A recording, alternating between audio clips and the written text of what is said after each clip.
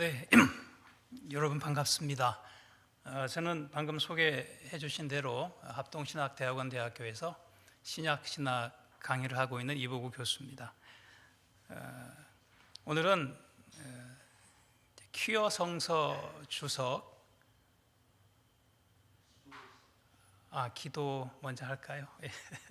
기도하겠습니다.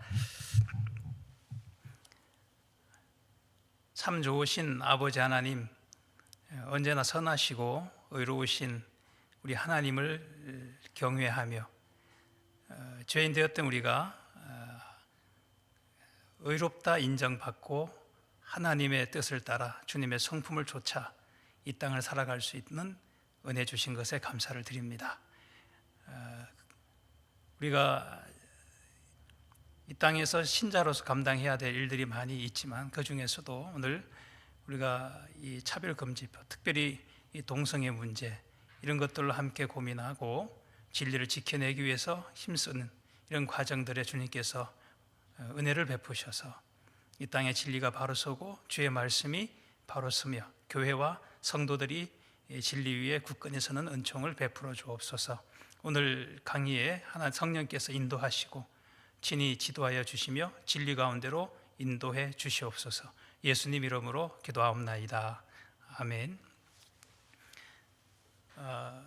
제목은 퀴어 성서 주석에 대한 비판입니다. 그리고 그 핵심 내용은 특별히 요한복음에 있는 요한복음 1장 14절로 우리가 잘 알고 있는 이 성육신 문제를 중심으로 퀴어 성서 주석이 얼마나 성경을 왜곡시키고 또 자기들이 말하고 싶은 대로 뜯어 고치고 있는가, 그들이 얼마나 잘못되었는가 하는 것들을 들춰내는 일종의 평가와 비판하는 그런 시간을 갖도록 하겠습니다.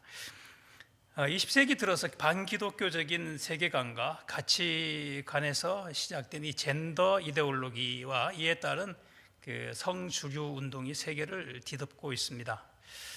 이러한 흐름에 힘입어서 소위 퀴어들의 목소리가 정치, 문화, 종교 등 사회 전반에서 전 세계적으로 매우 높아져 있습니다.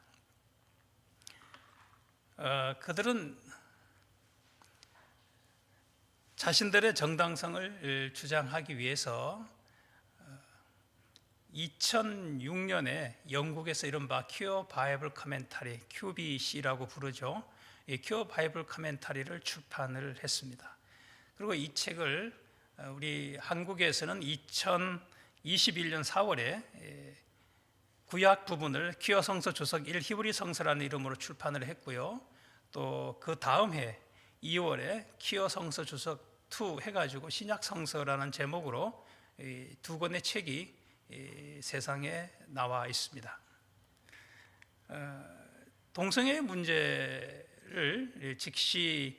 적시하고 비판과 대안을 제시하는 많은 연구들이 오래전부터 여러 방면에서 진행되어 왔습니다. 오늘 강의는 이 연구들의 도움을 받지만 이전에는 아직 연구되지 않은 퀴어 성서 주석의 내용 자체를 비판하고 평가하는 것을 목적으로 합니다. 그 중에서도 요한복음의 성육신에 대한 퀴어 성서 주석의 해석을 중점적으로 다룰 것이고요. 이를 위해서 먼저 동성애가 죄라는 사실을 성경에 근거해서 명백하게 밝힐 것입니다. 이것은 동성애가 죄가 아니라는 이 퀴어 성서 주석의 전제를 논박하기 위한 것입니다. 이어서 퀴어 성서 주석의 성경 해석법의 부당성, 그들의 성경 해석법에 대한 잘못을 들춰낼 것이고요. 또 세 번째는 마지막으로 이 강의의 중심 내용인 퀴어 성서 주석의 성육신 해석을 소개하고 그에 대한 비판을 하는 시간을 갖겠습니다.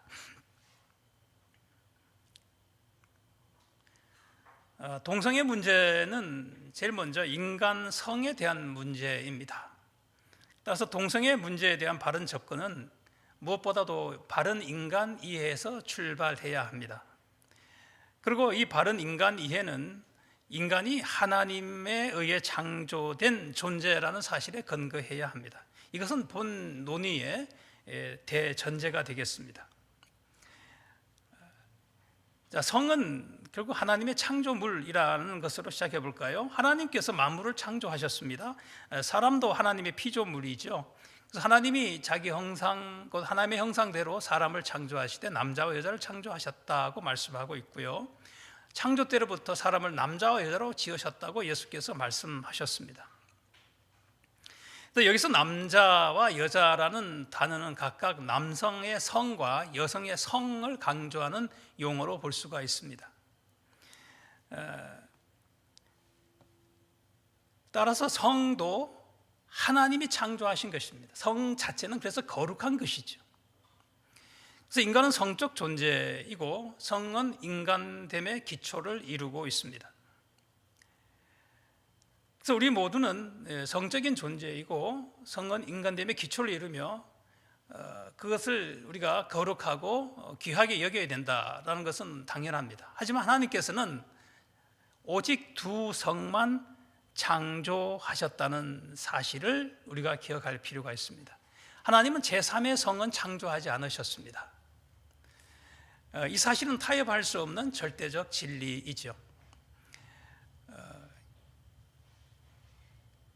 그래서 성은 단순히 문화나 나라나 족속이나 어떤 성향, 기호, 취향, 시대 정신의 문제로 접근하면 안 되고 오직 하나님이 두 성만 창조하셨다는 성경의 가르침에 근거해야 합니다.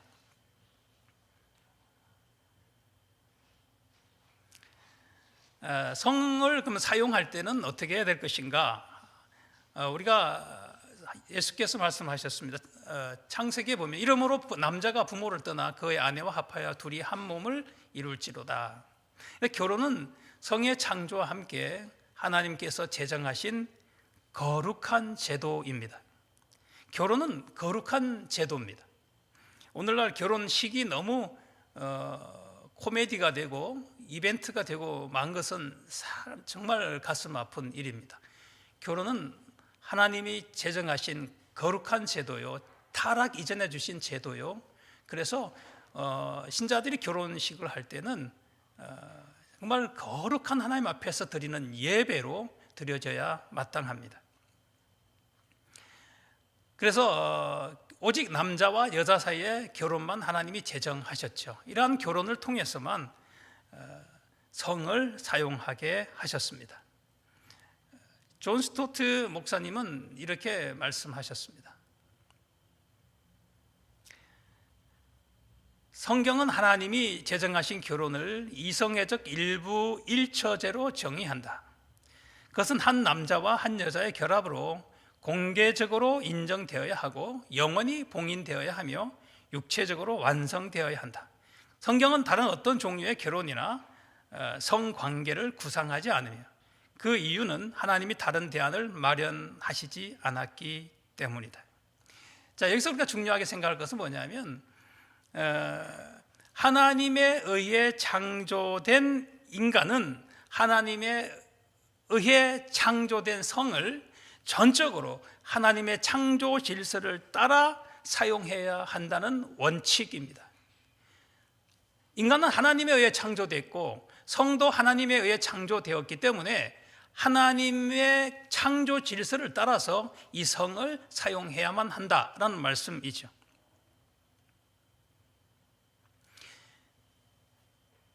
사람을 지으신 이가 본래 그들을 남자와 여자로 지으시고 말씀하시기를 그러므로 사람이 그 부모를 떠나 아내와 합하여 그 둘이 한 몸이 될지니라 하신 것을 읽지 못하였느냐.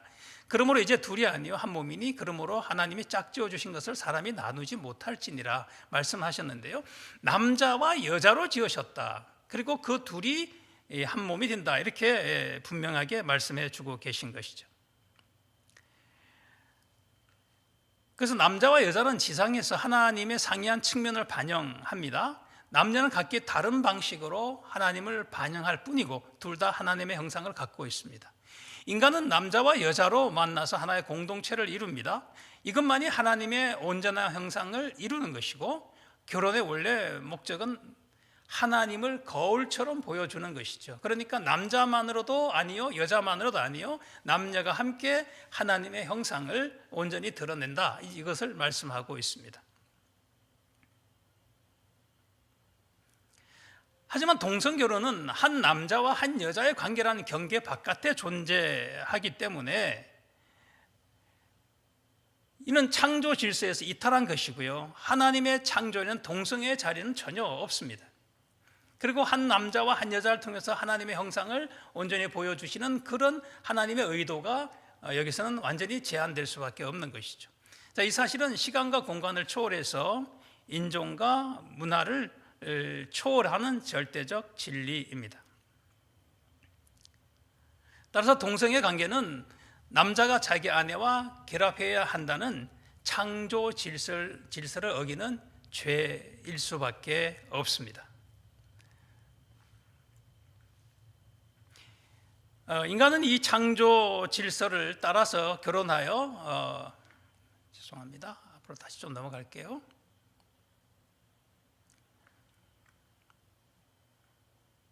예, 그러니까 인간은 이 창조 질서를 따라서 결혼하여 성을 사용할 때만 생육하고 번성하라 하신 그 하나님의 인간 창조의 목적도 이룰 수가 있습니다. 동성애는 이것이 불가능한 것이죠.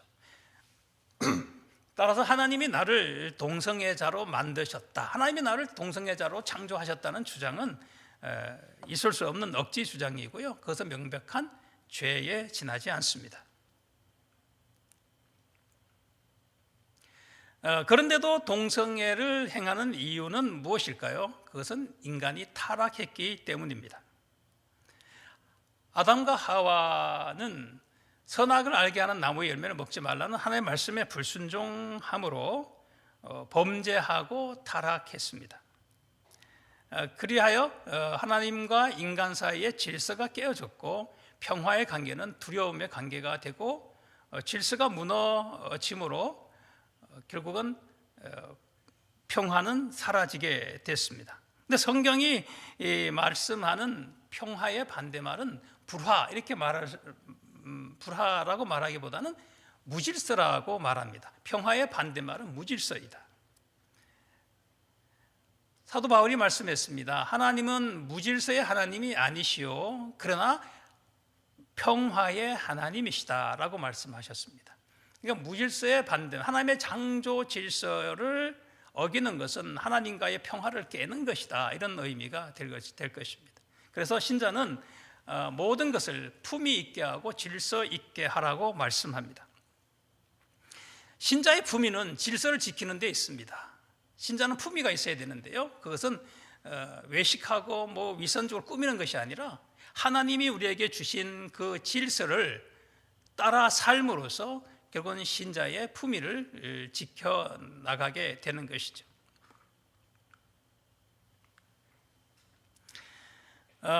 인간의 타락으로 인해서 인간의 성도 타락했습니다. 왜곡된 성적 행위인 이 동성애는 인간 범죄로 인한 타락의 결과입니다. 동성애는 하나님의 창조 질서와 양립할 수 없습니다. 하나님이 정하신 질서는 문화가 아니라 창조에 의해서 확립된 것이므로 영속적인 동시에 보편적으로 타당한 질서가 되겠습니다. 자, 이렇게 퀴어의 그 동성애가 죄라는 사실을 성경에 근거해서 지금 먼저 전제적으로 말씀을 드렸고요, 이어서 퀴어 성서 주석의 성경 해석법에 대한 비판을 정리를 좀 하고 지나가겠습니다. 처음에 소개해드렸던 그 퀴어 성서 주석이라는 이 책에 보면, 거기 서문에 보면 이렇게 기록이 되어 있습니다. 전통적인 주석들처럼 전형적으로 한 구절씩 분석하는 방법보다는 특별히 레즈비언, 게이, 양성애, 트랜스젠더 문제에 관심을 가진 독자들에게 연관성이 있는 성서 본문들의 초점을 맞춘다, 이미 제한을 두고 있는 것이죠. 그리고 여기도 보면 이미 잘못 전제가 들어와 있어요. 성경이 이 레즈비언, 게이, 양성의 트랜스젠더 문제에 관심을 가진 독자들을 따로 그들만 연관해서 성경이 기록되어 있는가? 그건 있을 수 없는 일이죠.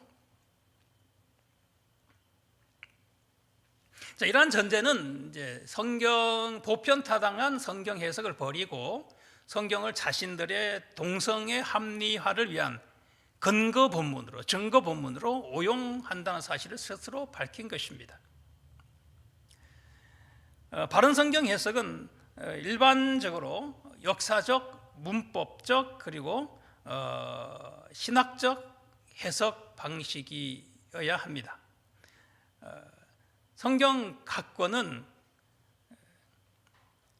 그 책이 기록될 당시의 역사적 배경과 절대로 무관하지 않습니다. 오늘 처음에 말씀해 주셨던 우리 교수님께서 말씀해 주신 대로 유기적 영감이라고 하는 것은 그 저자의 역사적 배경을 다 활용해서 하나님이 기록하셨다는 것이죠. 그러니까 우리가 성경을 바로 이해하기 위해서는 역사적 배경에 대한 이해가 있어야 합니다. 성경 해석은 본문이 기록된 역사적 배경을 잘 살피면서 해석해야 된다는 말이기도 하죠. 또한 성경은 하나님의 계시의 책이자 인간 저자들을 통해 기록하신 사람의 책이기도 합니다. 다시 말하면 하나님이 하늘에서 성경을 기록해서 땅에다 던져준 것이 아니라는 말씀이죠.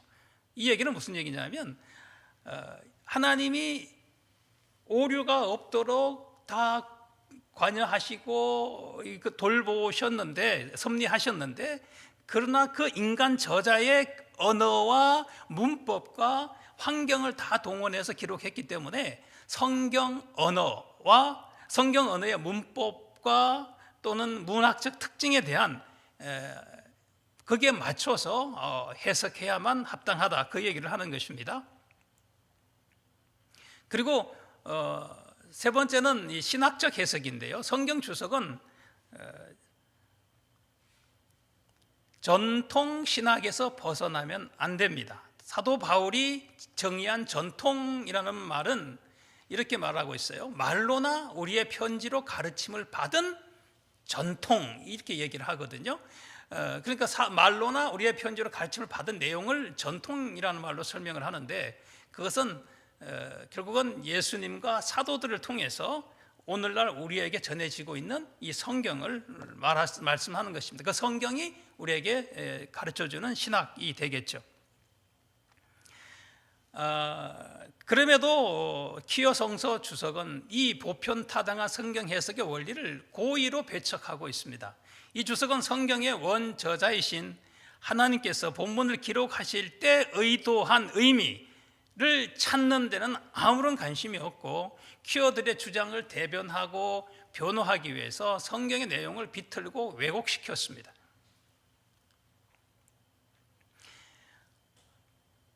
이 주석은 다양한 해석학적 접근을 활용했습니다. 거기에 저자들은 페미니스트, 퀴어, 해체주의, 탈식민주주의, 유토피아 등의 이론과 사회과학, 역사, 비평 담론을 사용해서 본문을 다루었습니다.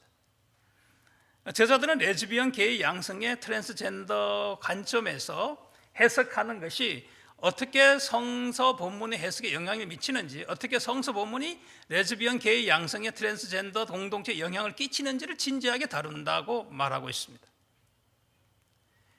특히 이 서문에 보면 투쟁에 정치적이고 종교적으로 참여하고 섹스, 젠더, 섹슈얼리티라는 규범과 학문적인 관리를 파괴하며 짓궂고 때로는 의도적으로 불선하게 해석했다라고 스스로 밝히고 있습니다. 그래서 저자들은 레즈비언, 게이, 양성의 트랜스젠더 문제에 관심을 가진 독자들에게 연관성이 있는 성서 본문들에 초점을 맞춘다고 서문에 기록하고 있습니다.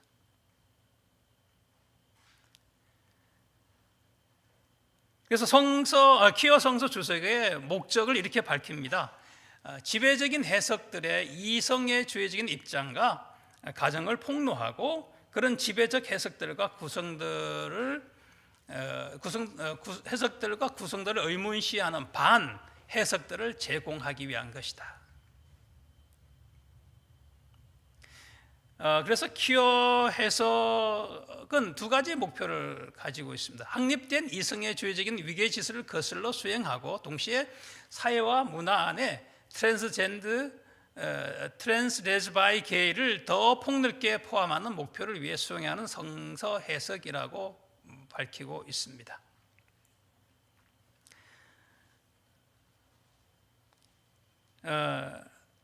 그리고 성서를 큐어링하는 것은 이건 제가 하는 말이 아니고요. 밑에 보면 나옵니다만은 이 책을 쓴 토마스 보헤치라는 사람이 이 서문에서 밝힌 내용이거든요.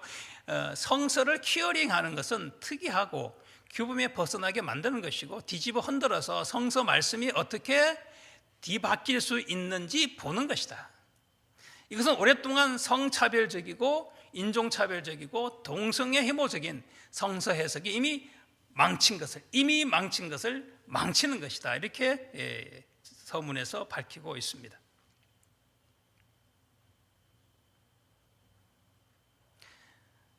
나가서 키어 성서 주석의 전제에 대해서 이종철 교수가 밝힌 내용을 보겠습니다. 첫째는 키어 성서 주석의 전제가 있는데요. 첫째는 뭐냐면 변정신학으로 성서의 동성애 구절들에 대한 비평적 분석을 통해서 성서가 동성애에 비판적이지 않다는 결론을 이미 가지고 있다, 전제적으로 가지고 있다는 것이죠. 두 번째는 해방신학과 접목하고 성소수자들이 억압받는 자들이고 하나님의 편드심과 해방이라는 주제로 모색되었다. 세 번째는 페미니즘 신학을 이용해서 이성애적 가부장제를 공격하는 것을 전제로 하고 있다. 이렇게 분석을 했습니다.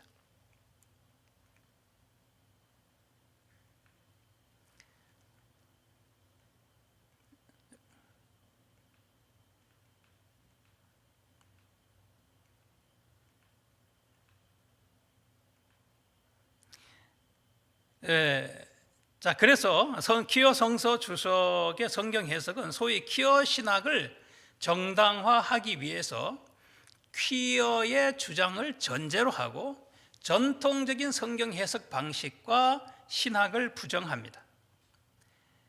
그 지필 동기부터 퀴어 확정 편향적이고 내용에 있어서도 학문적인 양심과 해석의 객관성을 잃어버렸습니다. 이 주석의 저자들은 성경에게 자신들의 주장을 강요합니다. 그들은 성경 해석의 근간인 주관의 객관화, 다시 말하면 성경 해석자가 성경에 의해서 객관화되어야 하는데 오히려 그 반대로 주관자인 성경 해석자가 객관인 성경을 주관화시켜 버리려고 하는 아주 급진적인 시도를 하고 있는 것이죠. 이것은 해석이 아니라 단지 자신의 전제, 의제 또는 편견을 성경 본문에 억지로 집어넣는 소위 자기 해석 또는 아이서지시스라고 부르는 자기 해석에 지나지 않습니다. 자, 이어서 키어 성서 주석에 대한 이제 본격적인 비판을 한번 시작하겠습니다. 키어 성서 주석에 보면 커밍 아웃이라는 말을 이렇게 정의합니다. 커밍 아웃이라고 하는 것은 coming out of the closet, 벽장 속에서 나오기에 줄임말로서 동성애자 스스로 자신의 정체성을 긍정하고 이를 외부에 밝히는 것이다. 이렇게 정의하고 있습니다.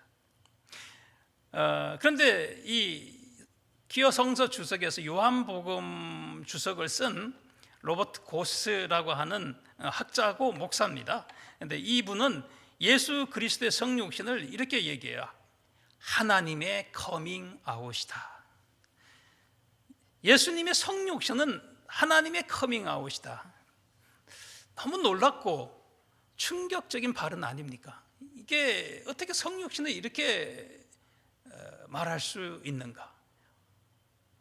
어떻게 이렇게 신성모독적인 말을 할 수 있을까? 요한복음의 중심은 예수님 안에 하나님이 커밍 아웃 하셨다는 주제이다. 지금 이분이 쓴 글을 제가 인용하는 겁니다. 하지만 니고데모나 일부 제자들, 반대자들과 같은 등장인물들은 예수를 통한 하나님의 커밍아웃을 환영하지 않는다. 이 커밍아웃 주제는 퀴어 사람들로 하여금 예수를 통한 하나님의 커밍아웃과 그 내러티브 속에서 벌어진 투쟁들을 이해할 수 있게 한다. 예수를 통한 하나님의 커밍아웃은 퀴어 삶의 경험들과 공명한다. 예수는 퀴어 신앙인들을 위한 하나님의 커밍아웃의 모델이다. 이렇게 말하고 있습니다.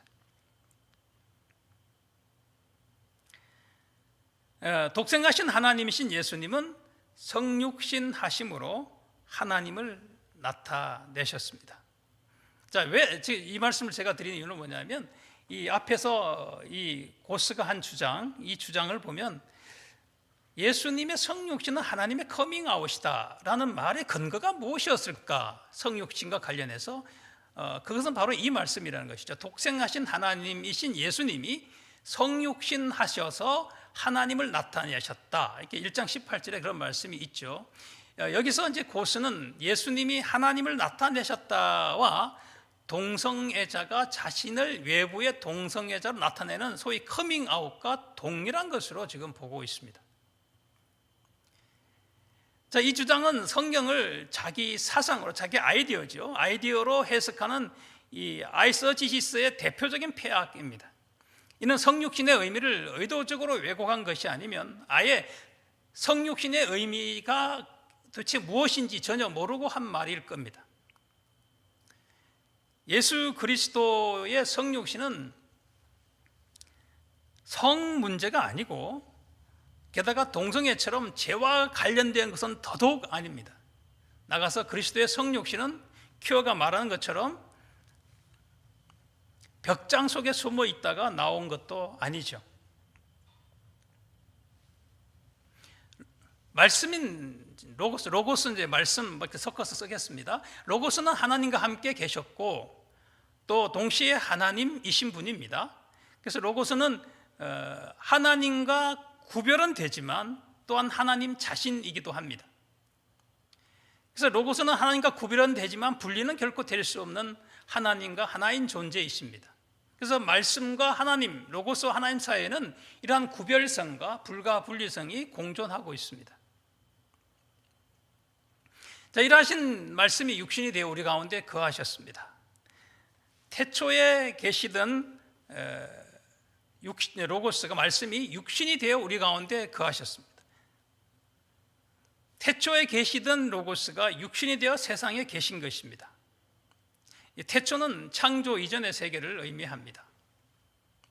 예수님의 성육신은 창조 이전에 계셨던, 다시 말하면 선재하신 하나님이 육신이 되어서 초역사에서 역사로, 영원에서 시간 속으로 들어오신 사건입니다. 그리고 이렇게 육신이 되신 이 성육신에 통해서 예수님의 말씀의 존재 방식의 변화가 일어납니다. 성육신한 로고스가 신적 존재 방식을 버리는 것은 아니지만 그럼에도 인간적 존재 방식을 취하게 되는 것이죠. 그래서 로고스의 성육신은 신성과 인성을 한 인격 안에 그 본질대로 보존하는 가운데 이루어져 있습니다. 로고스의 신적 본질과 인간적 본질은 변하거나 섞이지 않고 존속되고 이 둘은 한 인격 안에 연합되었습니다. 그렇기 때문에 로고스는 하나님을 사람들에게 온전히 알릴 수 있었고 또한 그는 사람이 하나님에게로 가는 완벽한 길이 될 수 있었습니다. 자, 로고스는 사람이 된 것이 아니라 육신이다. 이거 좀 오해가 있을까 봐 말씀을 드리는데요. 사람이 되신 건 맞습니다. 그러나 요한복음에서는 육신이라고 하는 독특한 단어를 쓰고 있다. 이것을 지금 말씀을 드리는 것입니다. 요한 말씀 1장 14절에 보면 말씀이 육신이 되었다 이렇게 설명하는데요. 이 말씀은 왜 육신이 되었다라고 말씀을 하실까 하는 이제 고민을 좀 해볼 필요가 있습니다. 로고스는 육신이 되셨다, 로고스는 사람이 되셨다, 로고스는 몸이 되었다 이렇게 말하지 않고 로고스는 육신이 되셨다라고 표현한 것은 사람이 되지 않았다는 뜻이 아니고요, 의도적으로 성육신에 관해서는 육신이라는 단어를 쓰고 있다는 말입니다. 이것은 1장 14절에 말씀이 육신이 되어 우리 가운데 거하셨다라고 말씀하시는데요, 바로 앞에 있는 1장 13절에 보면 하나님의 자녀가 되는 것에 대해서 세 가지 불가능을 얘기합니다. 혈통으로나 육정으로나 사람의 뜻으로는 하나님의 자녀가 될 수가 없고 오직 하나님께서 나야 된다라고 말씀하는데, 그때 그 육정이라는, 사람의 육정이라는 단어가 바로 육신이라는 단어와 동일한 단어입니다. 사람의 육신, 사람의 육정으로는 하나님의 자녀가 될 수 없습니다. 그래서 결국은 인간 육신으로는 결코 하나님의 자녀가 될 수 없고, 이 문제를 해결하기 위해서 말씀이 친히 육신이 되셨다라는 사실을 강조하기 위해서 육신이라고 하는 단어를 사용하고 있습니다. 육신이 하나님께로 갈 수 없기 때문에 하나님이 육신이 되셔서 사람에게로 오신 것입니다. 인간 육신이 할 수 없는 일을 하나님이 육신이 되셔서 친히 이루어 주신 것이죠. 자, 육신이 되셨다고 하는 것은 또한 되었다라는 말을 우리가 좀 중요하게 여길 필요가 있습니다. 이 되었다라는 말은 요한복음 1장 1절부터 18절에 나오는 걸 보면 한 세 가지 정도와 관련이 있습니다. 하나는 만물 창조요, 둘째는 인간 창조요, 셋째는 하나님의 자녀가 되는 것이고, 네 번째는 말씀이 주시는 특별한 영적인 선물을 얘기할 때 이 되었다라는 것을 설명하고 있는데, 이 단어를 사용하고 있는데요, 그래서 말씀이 육신이 되었다라는 것은 말씀이 피조물과 같은 양식으로 존재하게 되었고, 특히 인간과 동일한 존재가 되었다는 것, 그리고 인간이 하나님의 자녀가 되는 것을 가능하게 하시며 그가 모든 영적 선물의 원천이자 최고의 영적 선물이라는 것을 잘 보여주고 있습니다. 이 사실을 키워들의 커밍아웃과 비교해보면, 말씀이 육신이 된 것을 키워 성서 주석에서는 커밍아웃이라고 얘기하니까요, 실제로 성육신과 성육신이 커밍아웃이냐 하는 것으로 비교해보면 그것은 도무지 납득할 수 없는 말입니다. 키워의 커밍아웃에는 이러한 성육신 되심과는 같은 내용들이 전혀 없죠. 동성애는 존재 방식의 변화도 아니요, 사람으로 하여금 하나님의 자녀가 되게 하는 것도 아닙니다. 오히려 동성애는 만물 창조에 반하는 행위이고, 아까 우리 창조 질서를 깨뜨렸다고 말씀했잖아요. 어떤 영적 선물이나 유익도 주지 못하는 그런 행위이죠. 따라서 예수님의 성육신을 키어의 커밍아웃과 같은 것이라고 말하는 것은, 주장하는 것은 예수님의 성육신을 전혀 모르는 해석이거나 의도적으로 왜곡시키고 자기들의 전제에 맞춰서 끼워 맞춘 아이서지시스가 될 수밖에 없습니다. 또한 로고스의 존재를 보면 말씀이 육신이 되어 우리 가운데 거하셨다라고 말씀하시는데요, 성육신은 육신이 되는 것에서 끝나지 않고 거하심으로 이어집니다. 그래서 육신이 되었다라고 하는 것은 우리 가운데 거하셨다는 것의 토대가 되는 것이죠. 그래서 로고스의 성육신은 육신이 되심과 거하심을 통합하는 말입니다. 이 거하심이라고 하는 것은 구약 시대에 하나님이 장막에 임재하셔서 자기 백성들과 만나시는 것과 관련이 있습니다.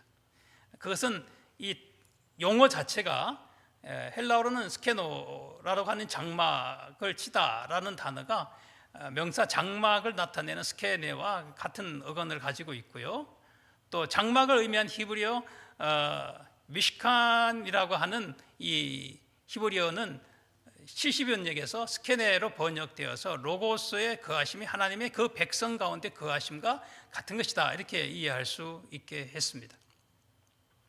자, 정리하면 이렇습니다. 하나님의 거하심은 이스라엘 백성에게 회복의 소망을 주셨습니다.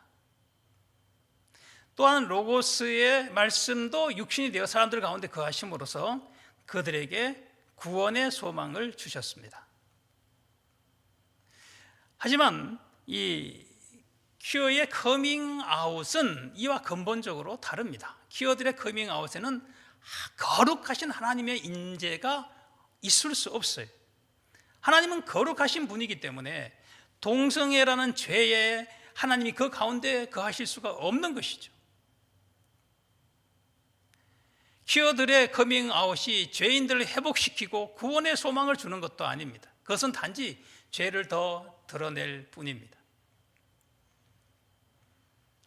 이제 세 번째로 성육신과 관련해서 독생자라는 이 단어에 대한 의미를 생각해 볼 필요가 있습니다.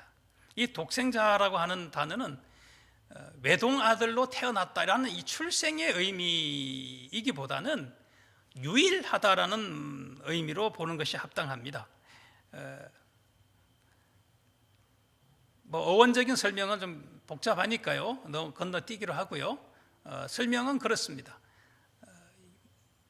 독생자라고 하는 의미는 출생의 의미이기보다는 하나님 아버지와 매우 친밀한 관계 속에 있는 아들을 의미하는데, 아버지와 아들 사이에 특별하고도 긴밀하고 온전히 신뢰하는 관계를 말합니다. 따라서 독생자는 출생한 외아들, 외동아들이라는 의미가 아니라 하나님 아버지와 그렇게 독특하고도 특별한 관계, 특히 유일한 관계에 있는 하나밖에 없는 아들로서의 예수님을 의미합니다. 그러한 관계에 있는 유일한 아들, 그런 뜻이죠. 그래서 하나님과 이런 관계는 예수님이 유일하시다. 그래서 독생자 예수님은 하나님 아버지와 매우 특별한 관계에 있는 유일하신 분입니다. 하지만 퀴어의 커밍아웃은 하나님과 유일한 관계를 나타내는 것이 아니잖아요. 그러니까 이런 부분들은 우리가 비판하고 또 그들도 이러한 잘못을 좀 잘 시인하고 돌이키면 좋겠습니다. 자, 그다음에 로고스 말씀의 활동으로 이어집니다. 예수 이름을 믿는 자를 하나님의 자녀가 되게 하는 것이 이제 로고스의 활동인데요. 물론 하나님의 자녀들이 되는 것, 이것은 성육신한 예수 그리스도의 활동의 결과이고, 그래서 하나님의 자녀가 된다라고 하는 것은 기원이 하나님인 거예요. 하나님으로부터 되는 거죠. 이에 반해서 퀴어의 커밍아웃은 불신자를 하나님의 자녀가 되게 하는 것이 아니고 그 기원도 하나님이 아닙니다. 또한 성육신한 예수 그리스도는 하나님을 나타내셨다, 이렇게 설명하고 있는데요. 1장 18절입니다. 이 나타내다라는 단어는 전형적으로 어떤 주제에 관해서 충분히 설명하는 것을 의미합니다. 신약 성경과 초기 기독교 문서들을 보면 이 단어가 보고하다, 해석하다, 특별히 신적 비밀들을 계시하다는 의미로 사용됐습니다. 자, 이 단어로부터 본문의 고유한 의미를 밝혀내는, 분명하게 밝힌다는 의미, 석의 또는 해석이란 말로서는 엑서지시스라는 단어가 여기서부터 나왔습니다. 따라서 하나님을 나타내신 성육신한 예수 그리스도는 하나님의 숨겨진 실상에 대한 해설입니다. 그는 하나님에 대한 진정한 해석자이시죠. 성육신한 예수님은 볼 수 없는 하나님을, 본 사람이 없는 하나님을 설명하고 해석하고 계시하셨습니다. 그래서 예수님은 나를 본 자는 아버지를 보았다고 말씀하시고 나와 아버지는 하나이니라고 말씀하시죠. 그래서 아버지는 볼 수 없는 존재이고 독생자는 그 볼 수 없는 하나님에 대한 해석하시는 분이시죠. 자, 아들은 아버지에 대한 해석자입니다. 이로 인해서 하나님이 사람들에게 알려지게 됐습니다. 이것이 바로 예수 그리스도의 성육신을 통해 우리에게 온 은혜 위에 은혜라 할 때 은혜 위에 은혜가 되는 것입니다. 그리고 은혜 위에 은혜, 즉 가장 큰 은혜는 무엇이냐면 하나님이 설명되고 해석돼서 알려지고 공개된 것입니다. 하지만 동성애자들의 커밍아웃은 하나님을 계시하거나 하나님을 해석하는 것이 아니죠. 하나님이 어떤 분인가를 정확하게 드러내는 것이 아닙니다. 오히려 그들은 하나님을 마치 죄의 원인자처럼 만들어 버리고 있습니다. 오히려 그들은 동성애를 죄악시하지 않고 하나님이 주신 것이라고 말함으로써 하나님을 대적하고 모독했습니다. 그들을 통해서 나타나는 것은 동성애는 죄라는 사실만 더 드러날 뿐입니다. 그리고 그 죄에 대한 하나님의 진노와 심판이 드러나고 있습니다. 자, 성육신과 관련해서 이 키어 성서 주석이 말하는 또 황당한 얘기 하나를 더 해야 되겠습니다. 그것은 퀴어한 유동성이라는 해석입니다. 퀴어한 유동성입니다. 고스는 성육신한 말씀에 대해 다음과 같이 주장합니다. 요한복음은 모든 복음서 중에서 가장 퀴어하다. 뭘 근거로 이렇게 얘기하는지 모르겠어요. 요한복음은 하나님의 지혜가 육신을 입고 나타난 하나님의 젠더 유동성을, 그리고 하나님의 계시로서의 예수와 함께 엮는다. 예수는 하나님의 말씀의 최고의 표현이며 하나님의 지혜가 육신을 입고 구체화된 분이다. 이것은 하나님의 남성 이미지에 대한 하나님의 대안을 나타낸다라고 말했습니다.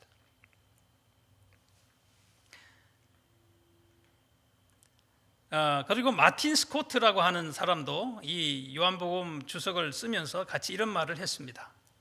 요한의 지혜 그리스도론의 요점은 소피아, 이 소피아는 지혜라는 단어입니다. 소피아 예수가 그저 남자가 아니고 인간 육신의 한계 안에 있기는 하지만 이 신성의 남성적이고 여성적인 표현 둘 다의 성육신이라는 것이다. 이제 마틴 스코트가 이 얘기를 했습니다.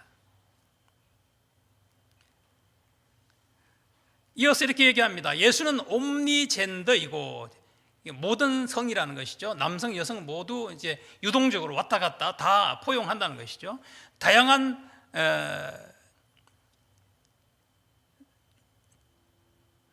젠더 표현이 유동적이고, 그다음에 등장 인물들과 하나님과의 관계에서 젠더 표현이 유동적이다. 그러니까 사람들이 이런 사람 만나면 이렇게 성이 전환되고 저런 사람 만나면 성이 저렇게 전환되는 이런 식의 유동적이라는 것이죠. 그런 남성 제자들의 발을 씻길 때 노예나 여성으로서 복종하는 역할을 맡는다. 자, 이 얘기를 하는 것은 고스와 스코트의 이 얘기는 우리가 좀 심각하게 또 비판할 내용입니다.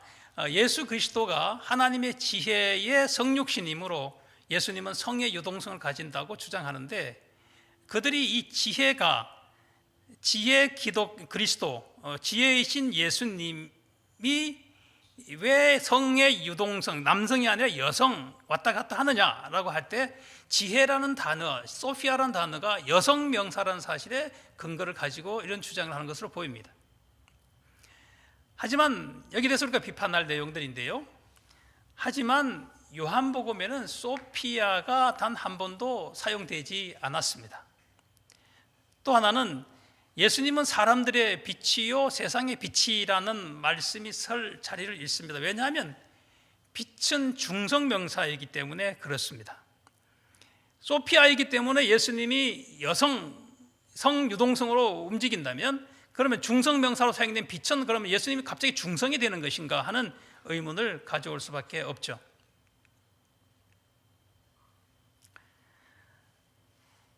그리고 고스와 스코트 주장이 설득력을 가지려면 성육신한 예수님은 남성과 여성뿐만 아니라 중성성을 가진 사람이어야 한다는 것입니다. 또 요한복음 1장 23절에 보면 세례자 요한이 이렇게 주장합니다. 나는 광야에서 외치는 자의 소리이다 라고 얘기하는데, 이 소리라는 단어는 여성명사입니다. 그러면 세례자 요한도 성적 유동성을 가졌는가? 이분들의 주장에 의하면 그렇다고 말할 수밖에 없는 것이죠.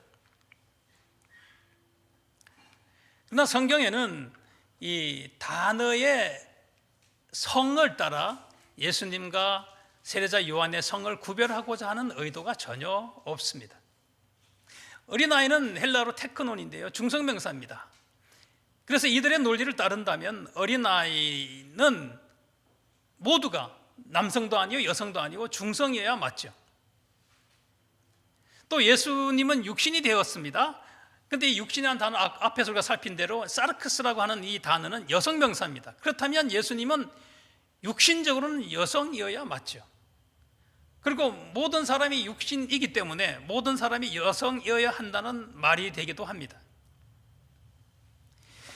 자, 성육신한 예수 그리스도를 지혜라 한다면 그것은 그분의 성을 얘기하는 것이 아니라 그분의 속성을 강조하는 것입니다.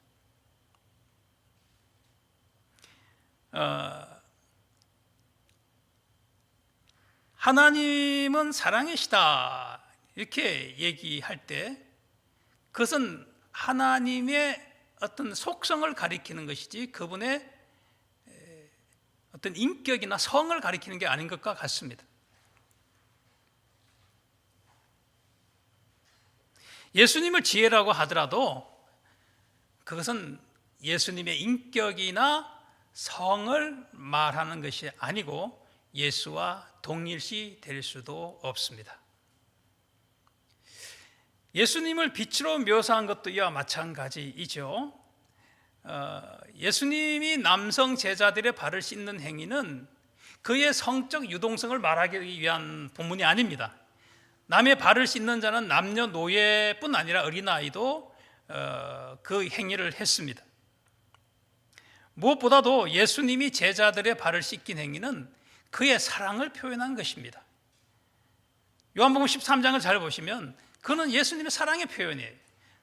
아버지께로 왔다가 아버지께로 돌아가실 때가 이런 줄 아시고 자기 사람들을 사랑하실 때 끝까지 사랑하셨다라는 말씀에 이어서 제자들의 발을 씻기 시작하는 것이거든요. 그러면서 내가 너에게 본을 보였다, 내가 사랑한 것처럼 너희도 서로 사랑하라 이렇게 말씀하고 있기 때문에 이 본문은 겸손이나 섬김을 얘기하는 것은 다 2차적인 것이고요, 근본적으로는 예수님의 사랑의 행위를 표현한 것입니다. 그런데 이것을 가지고 성적 정체성을 결정짓는 본문으로 선택해서 주장한다는 것은 도무지 납득이 되지 않는 것입니다. 그래서 예수님의 성육신을 퀴어한 유동성 또는 젠더 유동성으로 예수님을 옴니젠더로 설명하는 것은 다양한 등장인물들과 하나님과의 관계에서 예수님의 젠더 표현이 유동적이라는 주장, 이런 주장은 성경에서 근거를 찾을 수 없는 매우 잘못된 성경 해석입니다. 자, 이러한 성경 해석은 단지 퀴어들의 상황을 어떻게든 성경을 빗대어서 합리화하기 위한 노력일 뿐입니다. 오늘 강의를 이제 마무리하도록 하겠습니다. 결론입니다.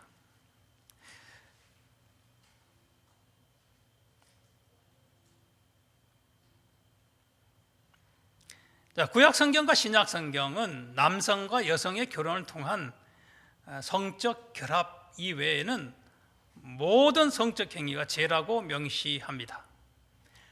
동성애는 성을 창조하시고 성 사용의 질서를 정하신 하나님의 뜻에 반하는 가증스러운 죄가 될 뿐입니다. 그래서 동성애는 죄다라고 말해야 옳고요, 하나님은 사랑이시지만 죄를 사랑하시지는 않습니다. 하나님은 회개하는 자의 죄를 용서하시지만 결코 동성애나 동성애 행위를 사랑하시지는 않으십니다. 죄는 회개의 대상이지 사랑의 대상이 아닙니다. 물론 퀴어들은 동성애를 죄로 인식하지 않습니다. 그렇다고 해도 예수님은 동성애를 죄가 아니라고 말씀하지 않습니다. 동성애는 죄이고 동성애 행위는 범죄 행위입니다. 동성애자들은 동성애를 죄로 규정하지 않고 동성애 행위도 정당한 것이라고, 의로운 것이라고 주장함으로써 마치 자신들이 억압받는 의인 행세를 합니다. 동성애는 하나님의 창조 질서를 거역함으로써 무질서를 따르는 행위입니다. 성경에서 평화의 반대말은 무질서라고 이미 말씀을 드렸습니다.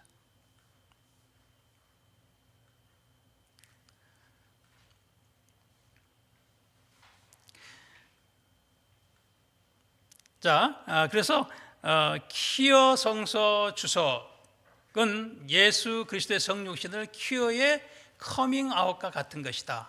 그리고 성의 유동성이 성육신에 있다, 이렇게 주장하는데 성경 해석의 기본 원리조차도 모르는 어리석고 무지한 해석에 지나지 않습니다. 굉장히 괴악하고 흉악하고 매우 악의적이고 하나님과 예수 그리스도의 성육신을 더럽혀 욕되게 하는 신성모독의 죄를 범하는 것입니다.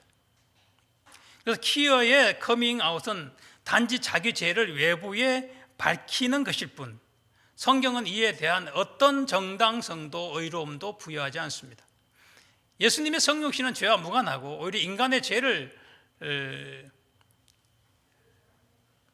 속하시는 분이십니다. 예수님은 죄를 사랑하는 하나님의 어린 양이 아니라, 다시 말씀드립니다, 이 죄를 사랑하는 하나님의 어린 양이 아니라 죄를 제거하는 하나님의 어린 양이십니다.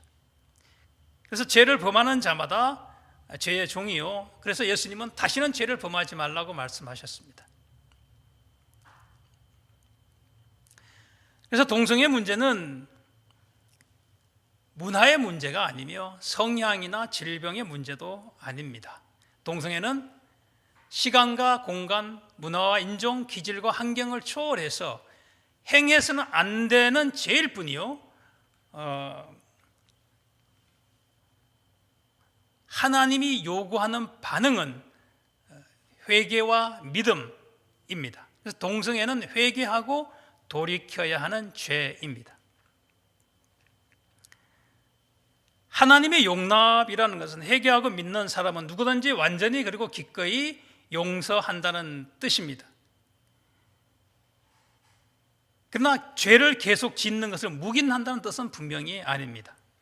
그런데도 동성애가 죄가 아니라고 항변하며 동성애를 의로 둔갑시켜서 합리화하는 퀴어 성서 주석의 행태는 죄 위에 죄를 더할 뿐입니다. 좀 과하게 결론을 좀 내보겠습니다. 네, 소위 퀴어 성서 주석이라는 책 이름도 그 이름 자체가 하나님을 모독합니다. 그래서 퀴어 성서 주석이라는 책 이름이 받아들여지려면 이런 제목도, 책 이름도 받아들여져야 돼요. 간음 성서 주석, 살인 성서 주석, 이런 것도 용납되어야 할 겁니다. 성경 앞에 퀴어라는 말을 붙여서는 절대로 안 된다는 말씀이죠. 그래서 퀴어 성서 주석은 금기를 깨고 나온 해방의 책이 아니라 지옥에서 건져 올린 사탄의 책이다, 이렇게 결론으로 마무리를 하겠습니다. 끝까지 경청해 주셔서 대단히 감사합니다.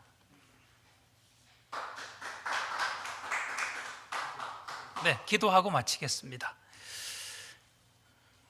걸어가시고 자비로우신 아버지 하나님, 이 세상에서 참 많은 죄인들이 하나님의 자비와 용서하심을 자기들의 죄를 정당화하는데 악용하는 것을 목도합니다. 주님, 이 땅에서 이러한 동성애 문제가 사라지게 하시고 교회가 앞장서서 이 일에 힘쓸 수 있게 도와주시옵소서. 이를 위해서 수고하고 애쓰는 차바 모든 관계자들을 주께서 복 주시고 힘 주시고 믿음의 담대함을 더 주시고, 그리하여서 우리 하나님의 진리가 이 땅에 분명하게 서게 하시고 교회가 세상을 향해서 이것이 하나님의 말씀이요, 이것이 하나님이 정하신 창조 질서요, 이것이 인간이 따라서 행하여야 할 원리라는 것을 계속해서 말함으로써 세상을 변혁시켜 나가고 이 땅에 우리 하나님의 나라를 온전히 이루어 나가는 귀한 사역이 되게 하시고, 또한 우리 모든 동력자들이 될 수 있도록 은혜 베풀어 주시옵소서. 주님께서 이후에도 있을 계속되는 강의 속에 은혜를 베풀어 주셔서 많은 사람들이 주께로 바로 돌아오고 회개하고 또 깨닫고 바로 서는 놀라운 역사를 이루어 주시옵소서. 감사드리오며 예수님 이름으로 기도하옵나이다. 아멘.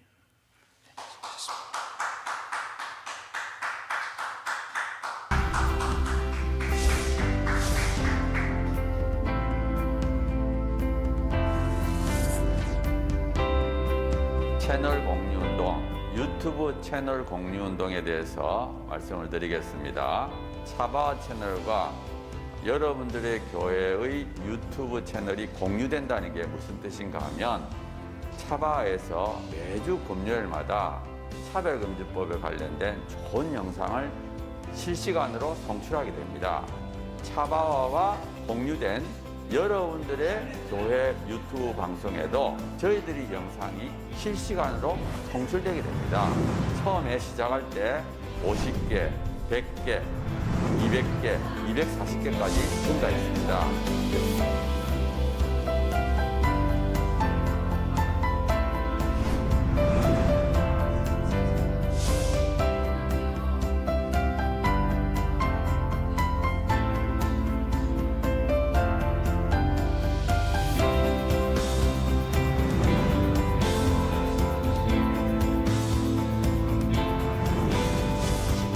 교회의 수가 6만여 개 되고 유튜브 채널을 10,000개라고 보면 그 10,000개 중에 한 10%, 1,000개가 되면 이 1,000개 채널이 나머지 10,000개에 영향을, 10,000개 채널이 10,000개 교회가 나머지 6만 교회에 영향을 미칠 수 있다. 저는 그렇게 생각합니다. 이 차별금지법 제정 시도가 2007년부터 시작이 됐는데 한 번 차단이 되는 것으로 끝나는 것이 아니고 한 번 차단이 되면 또 제기되고 또 제기돼서 지금 15년 이상 차별금지법 제정 시도뿐만 아니라 인권 조례를 통해서 사실상의 차별금지법이 하위 법령이 만들어지고 있고 또 초중고등학교에서 젠더 및 동성애 성교육이 지금 강하게 일어나고 있고 이 운동이 지속적인 반대 운동이 필요하고 또 계몽 운동이 필요합니다. 여러분 섬기시는 교회 담임 목사님 은혜로운 설교를 들으셨다면 적어도 주 1회는 지금 전 세계에 가장 위협이 되고 있는 동성애 성명 주장들 그리고 우리 미래 세대를 음란으로 미혹시키고 거짓으로 미혹시키고 있는 이 성혁명 사상들 차별금지법 이 문제가 우리나라에서 반드시 막아내고 복음적 성인례를 반드시 지켜내는 이런 사역에 우리가 실패해서는 안 되겠습니다. 차바 강의 중에서는요, 쉬운 강의도 있고요, 또 어려운 강의도 있습니다. 쉬운 강의는 한 번 듣고 이해가 되지만요, 어려운 강의는 또 여러 번 들으실 수가 있어야지 되는데요. 이게 교회 채널을 통해서 모든 성도들에게 공급이 된다면 정말 좋겠죠. 그 운동을 우리가 하고 있는 것입니다. 차바 채널 이 공유 운동, 저는 우리 주님께서 저희에게 알려주신 방법이라고 생각합니다. 차별금지법을 제정을 성공적으로 막아내고 음란을 정당화하고 음란을 강요하는 각종 악법들을 막아내서 대한민국 교회와 대한민국을 지키는데 아주 귀하게 사용하실 거라고 생각합니다. 여러분, 이 거룩한 도로 개설 운동 그리고 거룩한 성령의 검 배포 운동에 기도하시면서 지속적으로 함께 해주시기 바랍니다. 여러분 주위에 권면해 주십시오. 여러분의 작은 동참이 한국교회와 세계교회를 새롭게 하고 주님 다시 오실 때까지 이 악하고 음란한 세대를 선하고 거룩하게 만드는 데 귀하게 사용하실 거라고 그렇게 믿습니다.